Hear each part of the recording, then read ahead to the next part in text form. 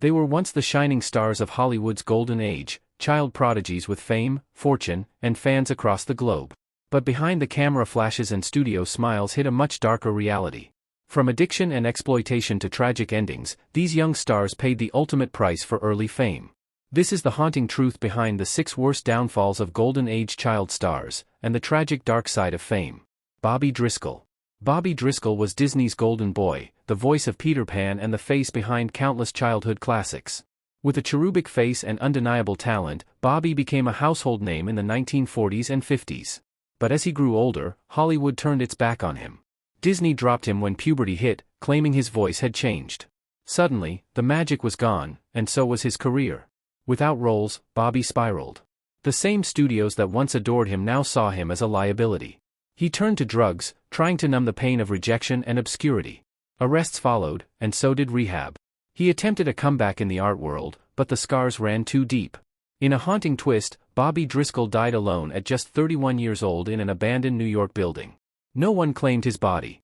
He was buried in an unmarked pauper's grave. His identity remained unknown until a year later, when his mother searched for him.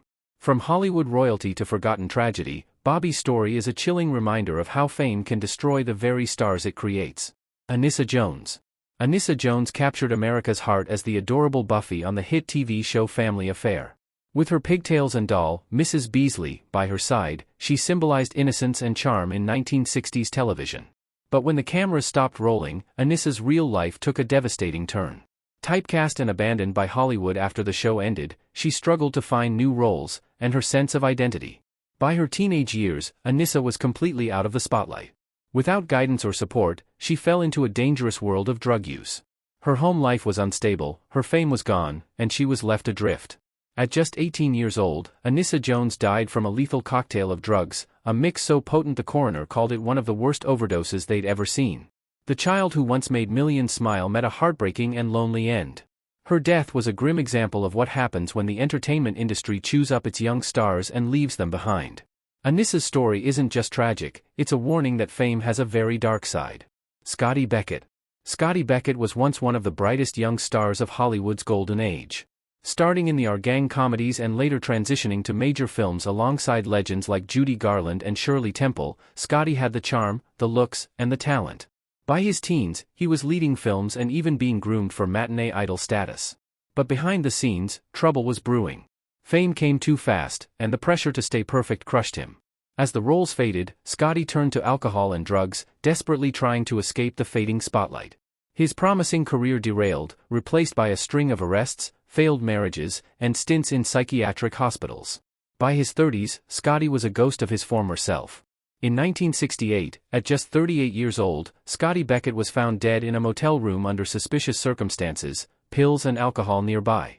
It was ruled a probable suicide or accidental overdose, but the truth was clear: Hollywood had abandoned another of its own.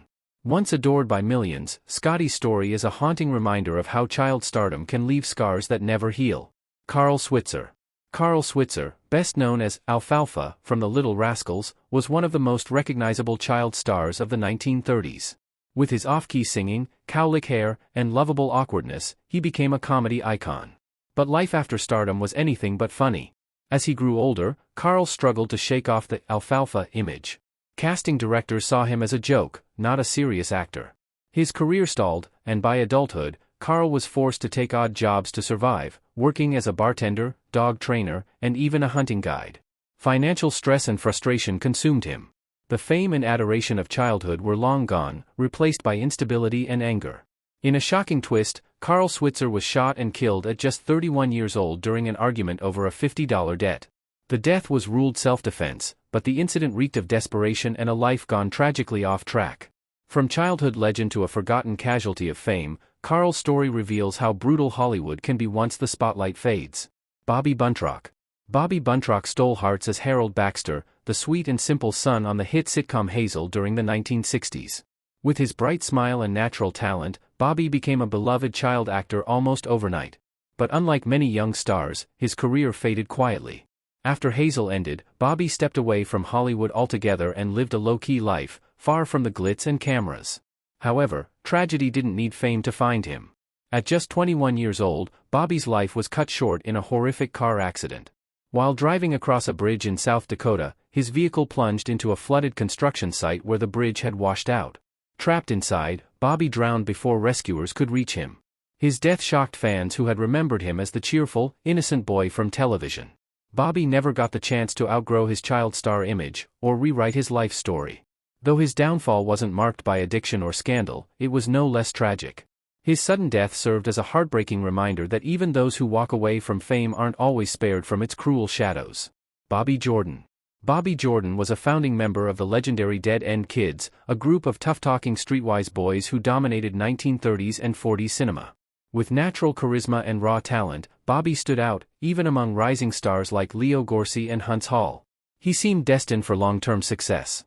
But as the years passed, Bobby found himself increasingly sidelined, replaced by flashier personalities within the group and forgotten by the studios that once praised him. After serving in World War II, Bobby returned to a very different Hollywood. Roles were scarce, and his fame had faded. Injuries from the war and bitterness from being pushed aside took a toll. He turned to alcohol as his opportunities vanished. His health began to deteriorate, and with no major comebacks in sight, he faded into obscurity. Bobby Jordan died at just 42 years old from cirrhosis of the liver, a lonely and tragic end for a boy who once lit up the screen. His fall from grace highlights a harsh reality. In the world of child stars, being talented isn't enough. You're only as valuable as your last role.